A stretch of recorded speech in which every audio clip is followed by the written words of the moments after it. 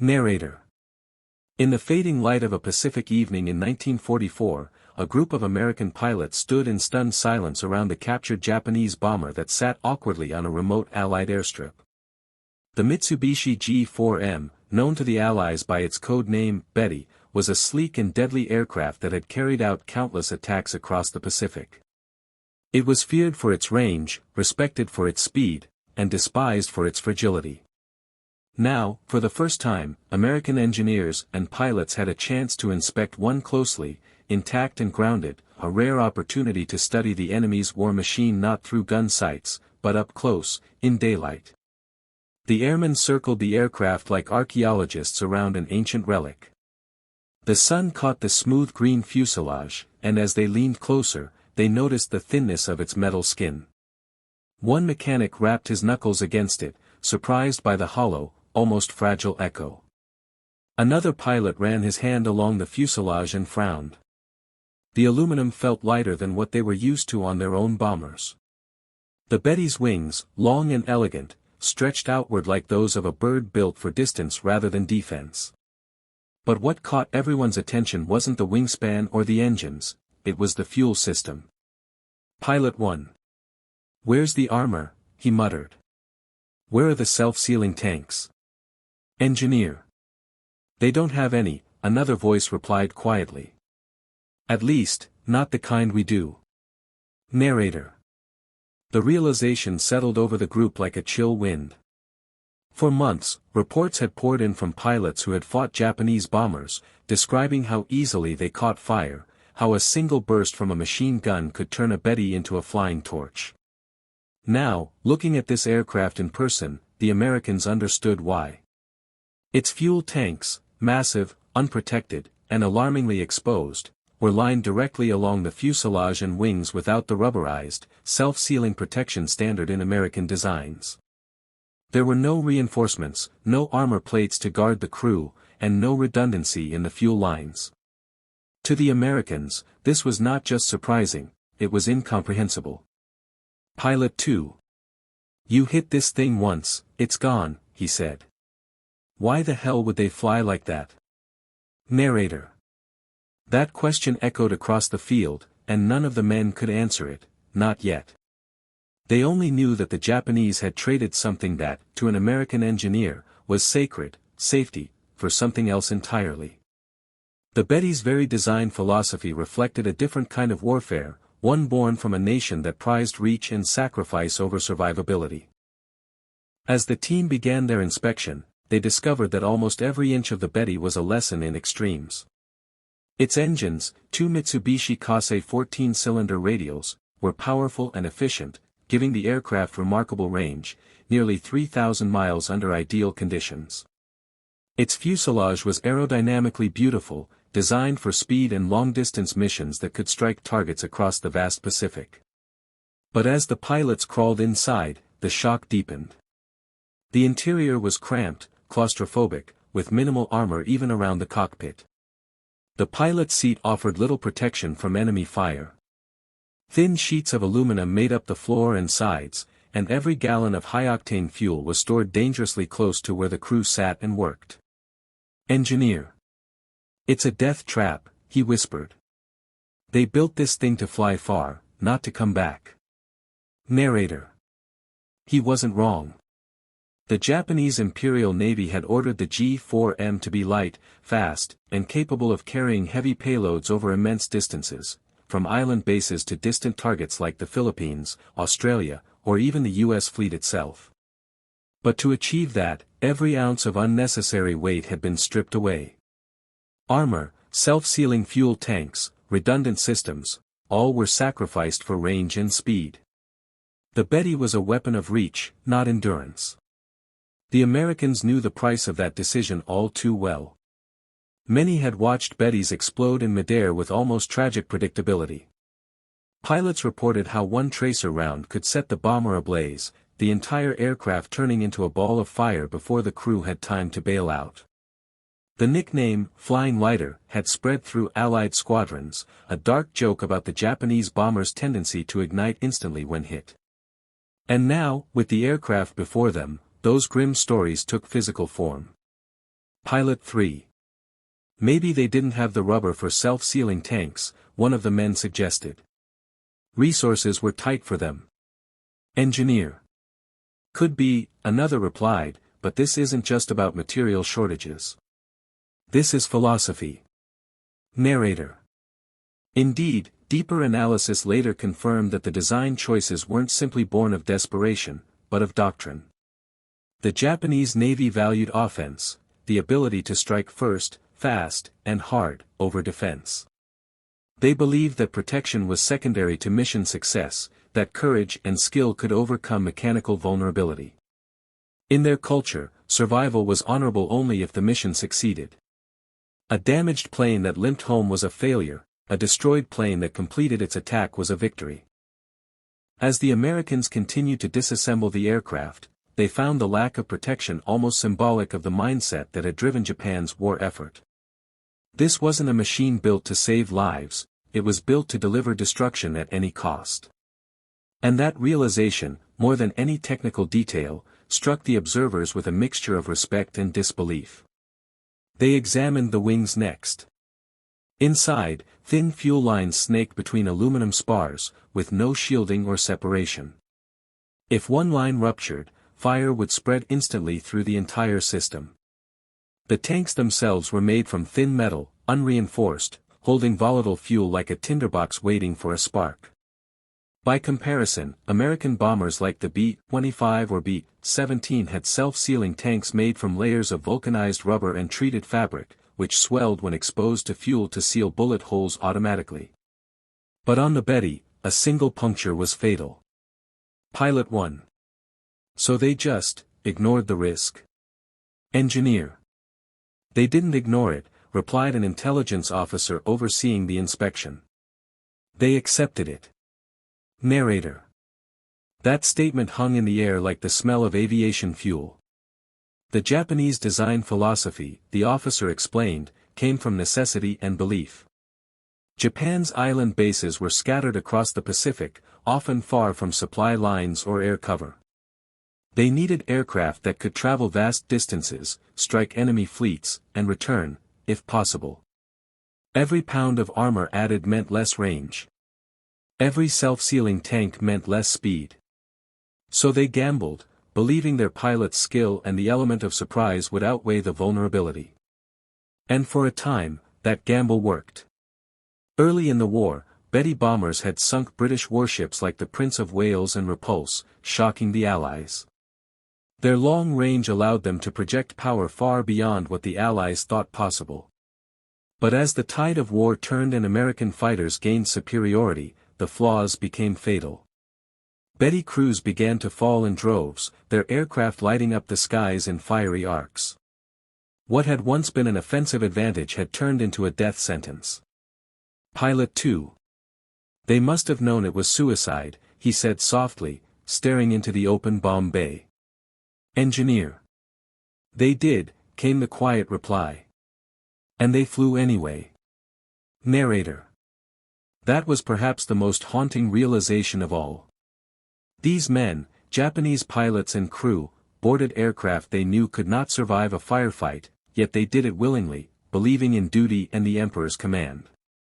In that moment, even the hardened American pilots felt a kind of somber respect.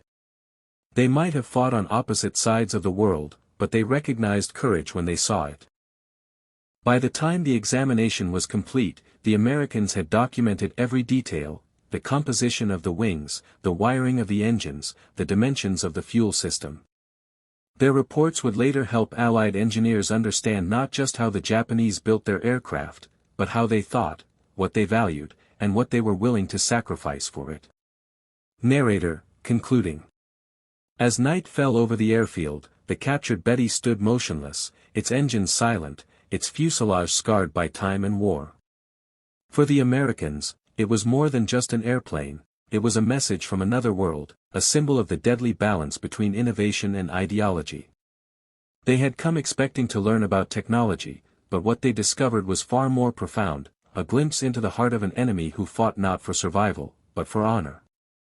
And as they turned away, one thought lingered among them, that the thin metal skin of the Betty bomber, with its unprotected fuel tanks and fragile frame, told the story of a nation that had built machines not to endure, but to burn brightly, however briefly, in the endless fire of war. When dawn broke the next morning, the captured Betty bomber shimmered faintly under the rising Pacific sun. Dew gathered along its green fuselage, glinting off rivets and seams that had once withstood the strain of war. Around it, the American examination team returned, clipboards in hand, determined to uncover every secret hidden within its fragile frame. What had begun as curiosity was quickly turning into a revelation, a deep dive not just into Japanese engineering, but into a mindset that was alien to Western thought. The Betty bomber stood as a paradox of design brilliance and suicidal compromise. From the outside, it was beautiful, sleek, balanced, almost graceful in its proportions. Its twin engines gave it power enough to outrun many early Allied interceptors, and its wings were designed with such precision that lift and range were maximized beyond expectation. But every beauty in war carries a dark truth, and the Betty's truth lay just beneath its smooth aluminum skin. Engineer. Let's start with the internal layout again, one of the U.S. analysts said, stepping into the narrow entry hatch. I want to trace those fuel lines. Narrator. The inside smelled of oil, old rubber, and burnt metal, the unmistakable scent of a machine that had lived through combat. The cramped passageways were lined with thin wires and narrow tubing, each running perilously close to explosive fuel tanks. There were no armored bulkheads dividing compartments, no self-sealing membranes anywhere in sight. Every component screamed of one thing, minimalism. Every ounce of weight saved had been redirected toward range and payload capacity. Pilot 1. I still can't believe it, the pilot muttered as he ducked into the cockpit. No protection at all. Not even for the pilot. Engineer. None, the engineer replied. Look, the seat's just aluminum. A few millimeters thick. You hit this with a .50 caliber, and it's done. Narrator. It was a shocking discovery to men who had flown in heavily armored B-25 Mitchells and B-17 Flying Fortresses. Those American bombers were floating fortresses in the sky, thick, rugged, and survivable even after taking immense punishment. Crews often returned with bullet holes peppering their wings, engines smoking, but still alive. The Betty, in contrast, was a glass cannon, devastating when used correctly, but utterly unforgiving of mistakes or enemy fire. Engineer 2. You can almost see their logic though, said another engineer, holding a flashlight against the inner fuselage. They were working with limited resources, aluminum, fuel, rubber, and they wanted range. To them, range meant power. Narrator. That insight revealed something profound about Japan's wartime industry. In 1941, when the war began, Japan's access to strategic materials like oil and rubber was already precarious. The U.S. embargo had cut off vital imports. Their aircraft designers, led by engineers like Kiro Honjo of Mitsubishi, had to make impossible decisions, to prioritize what mattered most in the kind of war Japan envisioned. And so, they built the G4M not as a defensive bomber, but as a long-range spear capable of striking across oceans. The team's intelligence officer began piecing together this philosophy from captured documents and interrogations. The Betty's lack of armor and self-sealing tanks wasn't an oversight, it was a reflection of Japan's belief in offensive spirit, or seishin. They believed that technological protection was secondary to the pilot's will, discipline, and dedication. Where Western engineers sought to preserve life through machinery, the Japanese sought to preserve honor through sacrifice. Pilot 2. So they really thought skill could replace safety, he asked incredulously. Intelligence officer. Yes, came the solemn reply. They built their entire air doctrine around that idea. You fight harder, fly better, and trust fate. If you die serving. Narrator. It was an alien concept to most Americans, who were trained to value survival, teamwork, and the engineering that could bring them home. But for the Japanese, war was spiritual, a battlefield of willpower. That belief permeated their aircraft design. The Betty bomber, therefore, was not a mistake. It was a statement. As they stripped away more panels, the Americans found that even the Betty's control systems were stripped down to essentials. Cables and pulleys ran in straight, unprotected lines through the fuselage. Ammunition belts for the tail gunner wound tightly through exposed channels. Everything was positioned for balance, not protection. In many areas, wires ran directly over fuel lines, a terrifying design in the eyes of Western engineers. Engineer. If one of these wires shorts or gets hit. Pilot 1. The whole plane turns into a fireball. Narrator. He wasn't exaggerating. Combat reports confirmed that American fighter pilots had often seen Betty bombers explode with catastrophic violence. In many cases, they disintegrated before even hitting the ocean. Now the Americans knew why. The aircraft's light structure, combined with unprotected fuel tanks, made it extremely flammable. Even near misses could rupture the tanks or ignite vaporized fuel in the fuselage. As the inspection continued, the team discovered something else remarkable: the efficiency of the Betty's design under ideal conditions. Despite its vulnerabilities, the bomber's long-range capabilities were exceptional. Its lightweight construction allowed it to carry torpedoes or heavy bomb loads across thousands of miles. It could cruise economically, conserving fuel for extended missions. That American bombers could never attempt without refueling. The balance and aerodynamic elegance were masterful, but it came at a cost that defied logic to its captors. Engineer 2. They built the perfect offensive bomber, he said softly, and the worst defensive one. Narrator. That statement captured the essence of the Betty's story, a weapon of great design, doomed by its own philosophy. Every technical advantage it possessed was offset by a fatal flaw in survivability. Yet, in its earliest days, the Betty had terrorized the Pacific. Allied sailors had watched helplessly as waves of these bombers screamed low over the ocean, launching deadly Type 91 torpedoes that sank warships once thought invincible.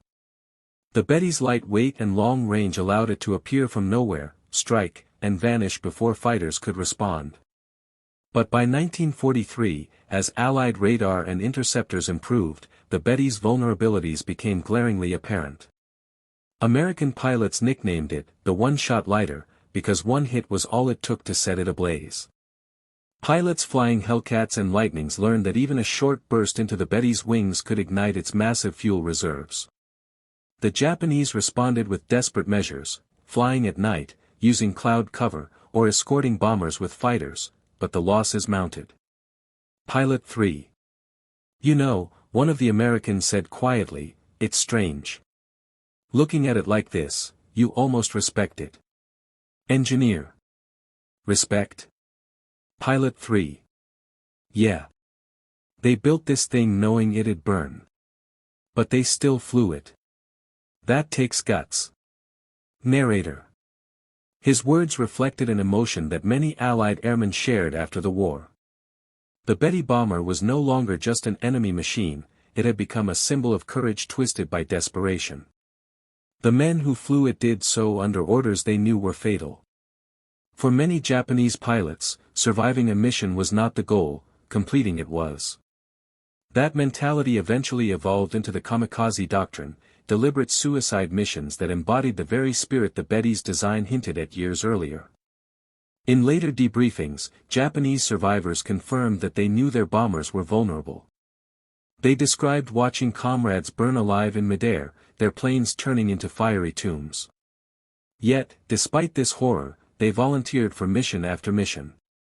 It was the code of Bushido, the way of the warrior, repurposed for the skies.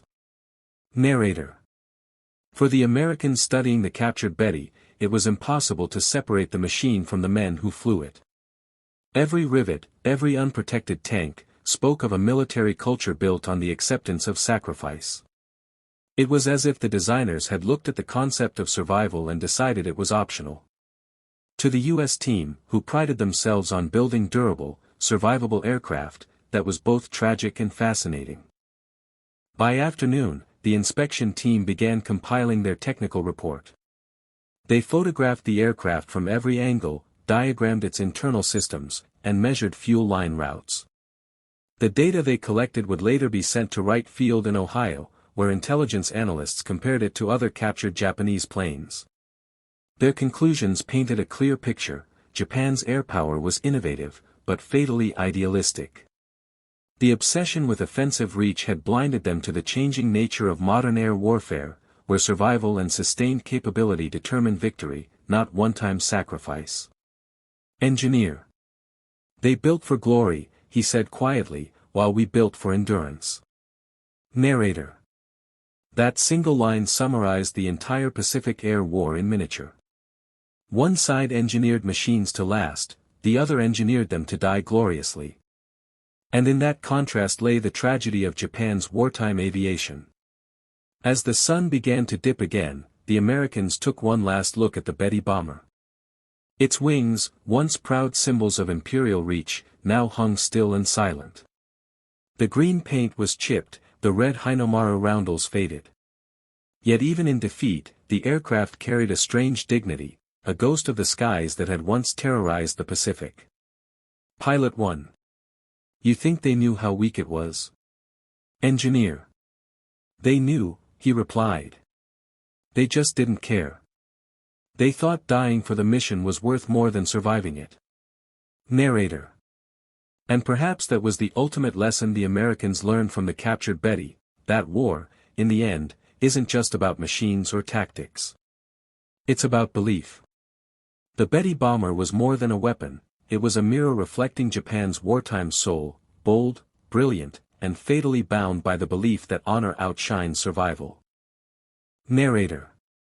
By the third day of examination, the Betty bomber was no longer just a machine to the American team, it was a riddle carved in metal, a piece of wartime philosophy frozen in aluminum and steel. Each bolt they loosened and every panel they removed brought them closer to understanding a nation's logic under siege. The sun rose over the remote Pacific base, casting long shadows across the silent bomber, its green skin gleaming faintly like a relic from another world. Around it, U.S. engineers and intelligence officers moved with purpose, notebooks in hand, measuring instruments clicking softly. There was reverence now in their tone, the same quiet respect one might give a fallen enemy who had fought with conviction. The aircraft was fragile, yes, dangerously so, but its design carried an intelligence that demanded acknowledgement. The Betty had not been built by fools. It had been built by men who had chosen risk over restraint, believing that audacity was the key to victory. Engineer. We've gone through everything: engines, fuselage, tanks, wiring. The one thing I still don't get is, why no contingency? Pilot 1. You mean redundancy? Engineer. Exactly. No backup fuel feed, no alternate pumps, no secondary electrical system. If one line's cut, the whole plane's dead. Narrator. The question went unanswered. For the Japanese, war was not about ensuring survival, it was about ensuring effect. In the early years of the Pacific conflict, that philosophy had paid dividends. Betty bombers had roamed the vast ocean like predators, striking convoys, airfields, and ships at distances Allied aircraft couldn't yet reach. In December 1941, when Japan's power seemed unstoppable, this very bomber symbolized the reach of an empire that could burn half the Pacific before breakfast. But by 1944, as America's industrial tide rose, the Betty's weaknesses had become its death warrant. The Americans at the airfield knew this, but standing before the captured machine, they couldn't help wondering what it must have felt like to fly one, to know that even a lucky tracer round could ignite your plane and end your life in seconds. Pilot 2. I can't imagine climbing into one of these knowing what it could do to you, he said quietly. Engineer 2. They didn't climb in expecting to live, came the answer. They climbed in expecting to die for the mission. Narrator. That idea, dying for the mission, hung in the air like the faint smell of fuel that still lingered in the bomber's belly. It was not an abstract thought for the Japanese pilots, it was a doctrine. The Betty bomber, stripped of protection, was a physical manifestation of that creed. It carried not armor, but intent. The fuel tanks that American pilots found so dangerously unprotected were, in a tragic way, symbols of faith, faith that courage could replace engineering, that sacrifice could achieve what armor could not. As the engineers continued their work, they discovered that even the bomber's construction reflected this belief. The rivets were spaced with mathematical precision, saving fractions of weight while maintaining aerodynamic flow. The wings, though thin, were perfectly proportioned for lift over long distances. The engines were mounted in such a way as to minimize drag, every inch optimized for performance. And yet, running through the center of this perfection was a deadly vulnerability, the unarmored fuel cells that turned the Betty into a flying inferno when struck. Engineer 1. It's almost poetic, he murmured. They built perfection around a flaw. Narrator. Indeed, the more they studied it, the more the Americans realized that the Betty's flaw was not a mistake, it was a deliberate trade-off. In their minds, the Japanese designers had created a weapon that embodied a nation's spirit, beautiful, swift, uncompromising, and doomed. It was the aerial equivalent of the samurai's blade, deadly in the strike, fragile in defense. When the Americans compared the Betty's design documents to their own B-25 and B-26 manuals, the contrast was startling. U.S. bombers carried layers of redundancy, self-sealing tanks, armored crew compartments, multiple hydraulic systems, even armor plating around the gunners. Every inch of a B-25 was engineered to bring its crew home.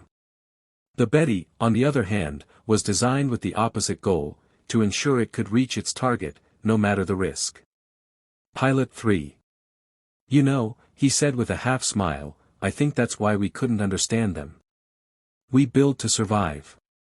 They build to strike. Narrator. He was right.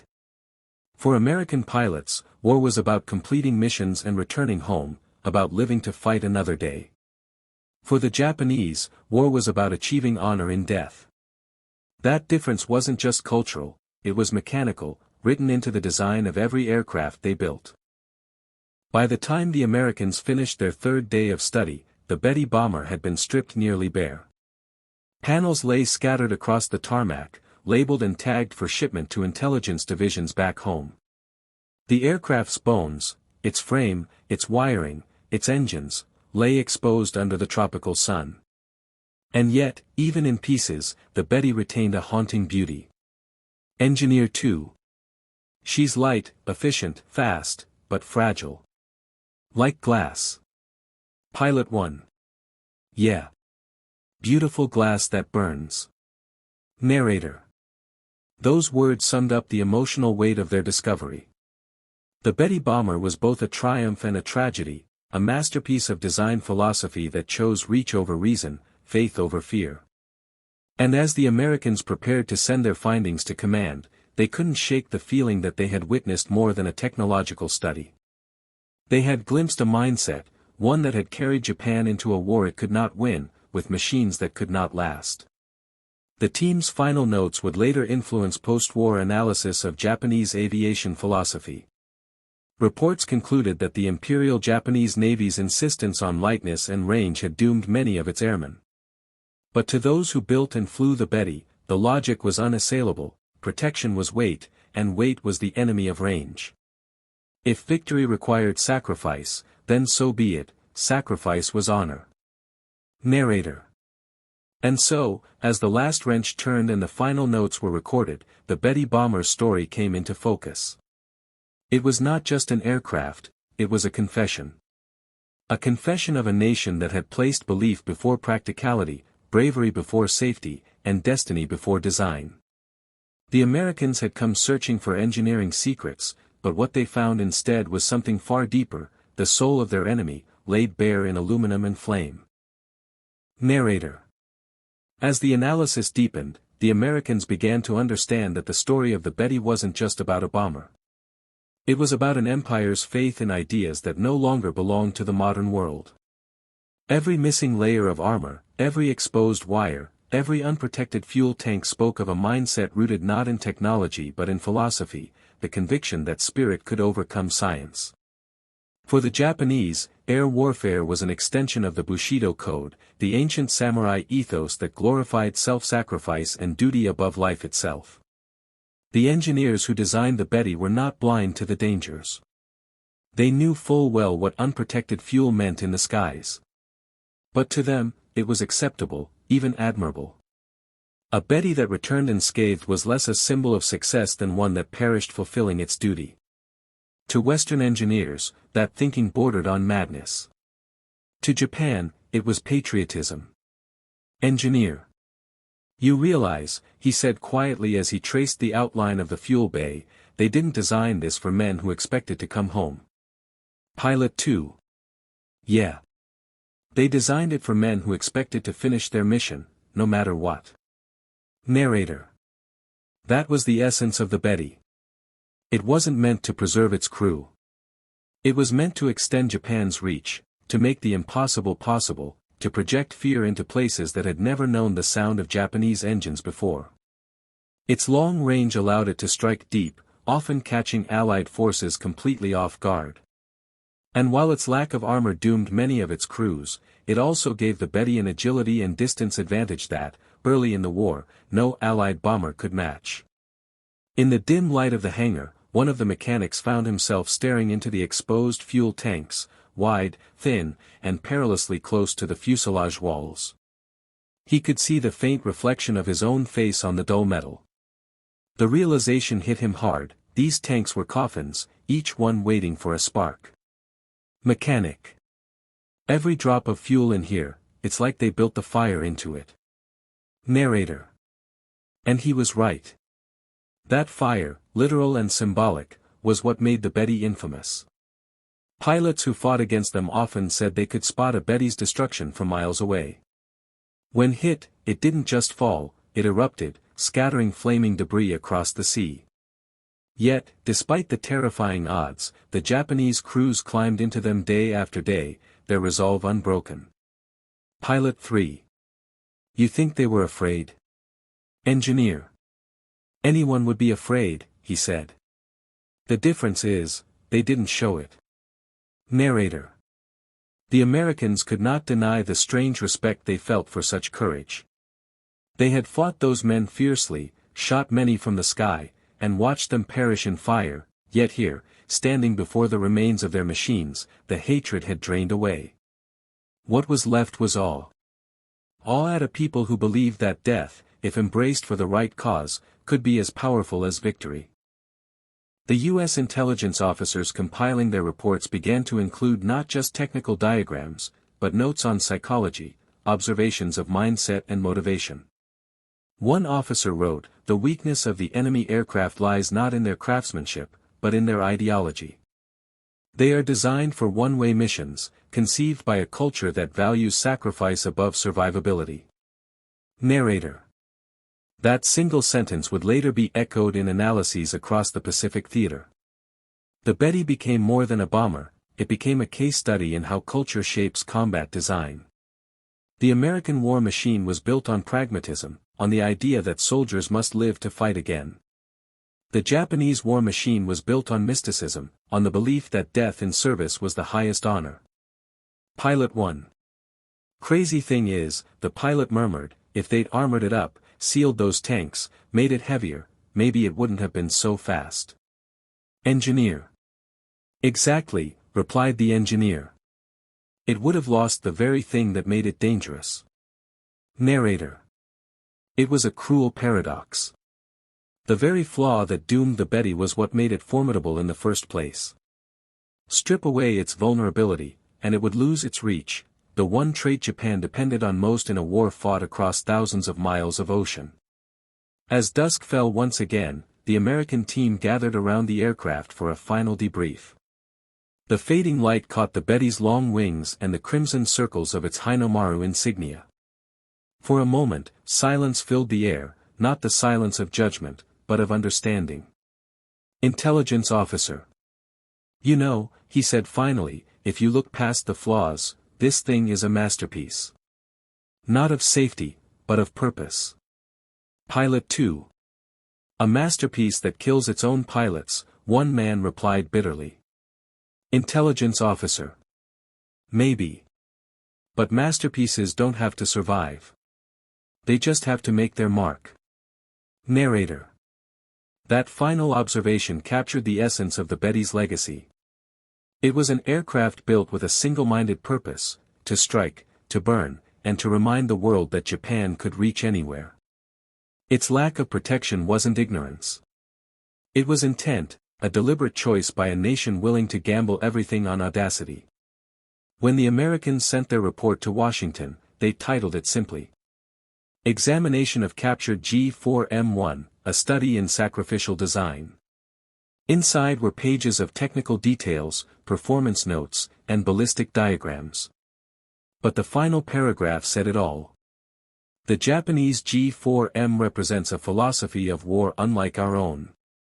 Its unprotected tanks and fragile frame do not signify weakness, but a willingness to die for the offensive advantage. In it, we see the courage and tragedy of a nation that built its machines not to endure, but to burn. Narrator. By the time the investigation of the captured Betty bomber concluded, something profound had shifted inside the American team.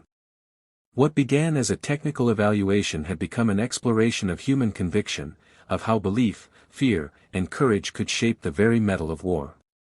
The hangar in which the aircraft rested became a kind of quiet museum long before the war itself ended. Men came not only to study it but to feel it, to sense the paradox beating inside its thin aluminum skin. For the American Air Force engineers, the lessons were sobering. The Betty revealed that technology alone did not define victory, ideology did. It showed that a nation's engineering reflected its heart. Japan's heart, in 1942, was burning with desperate brilliance, a fire that could not be extinguished until it consumed itself. In the Betty, they saw that fire take shape, long-range engines tuned for maximum thrust, fuselage stripped of protection, tanks so close to the surface that even a single tracer could ignite them. It was as if every rivet whispered the same prayer, let us strike before we are struck. Pilot 1. You could almost hear it breathe, he later said. Every inch of that plane tells you, it was born to die fast. Narrator. The American pilots understood that this was not just poor engineering, it was deliberate engineering for a suicidal age. As Japan's strategic situation worsened, the same philosophy that created the Betty would birth the kamikaze. And when those kamikaze aircraft began to appear in the Pacific sky, screaming down toward U.S. ships, many of the same pilots who had studied the Betty would recognize the pattern instantly. The Betty had been the blueprint, the first draft of that terrible idea, speed, range, and sacrifice fused into a single concept. The irony was bitter. By designing a bomber so fragile that its pilots accepted death as inevitable, Japan had unwittingly trained an entire generation to die willingly. The Americans saw it with a mix of awe and horror. The Betty was both machine and metaphor, the ghost of a nation convinced that courage could replace steel. Engineer. We used to say, he recalled years later, armor saves lives, but belief wins wars. Looking back at that thing, I'm not so sure belief was enough. Narrator. In the post-war years, when historians wrote about Japan's air fleet, the Betty often appeared as a footnote, a relic of early war optimism. Yet to those who had faced it or studied it up close, it remained unforgettable. They remembered its distinctive silhouette gliding low over the Pacific, the sunlight flashing off its twin engines, and the way it seemed to vanish into flame the moment it was hit. Pilots who fought against it carried those images for the rest of their lives. Narrator. As these testimonies emerged, the story of the Betty began to change. It was no longer just a weapon of war, it became a mirror reflecting the contradictions of an empire. It showed how ambition without balance could destroy even the most disciplined nation. It proved that courage, when coupled with denial, could lead to ruin. For the Americans, it reinforced a different truth. Survivability was not cowardice. Protecting your crew was not weakness. The lessons learned from that single captured bomber would quietly shape the design philosophy of the next generation of U.S. aircraft, the B-29 Superfortress, the B-36 Peacemaker, and beyond. Every layer of self-sealing protection, every redundant system, every armored cockpit owed a debt to that ghostly Japanese machine resting in a hangar half a world away. Pilot 2. I think that's why we studied it so long, he said during an interview in 1958. We didn't want to build another Betty, not in metal, and not in spirit. Narrator. Today, in museums and archives, only fragments of those captured aircraft remain, a wing here, a fuselage panel there, corroded by time but still whispering their story. Visitors walk past them, unaware that they stand before one of the most haunting paradoxes of aviation history.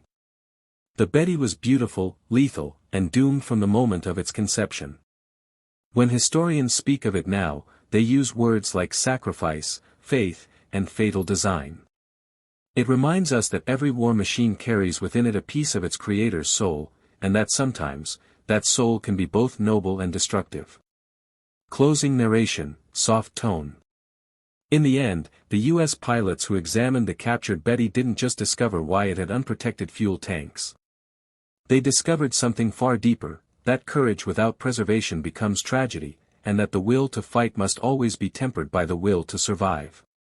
The Betty flew like a spark across the Pacific, brilliant, brief, unforgettable, and when it was gone, it left behind not just wreckage, but a warning written in flame.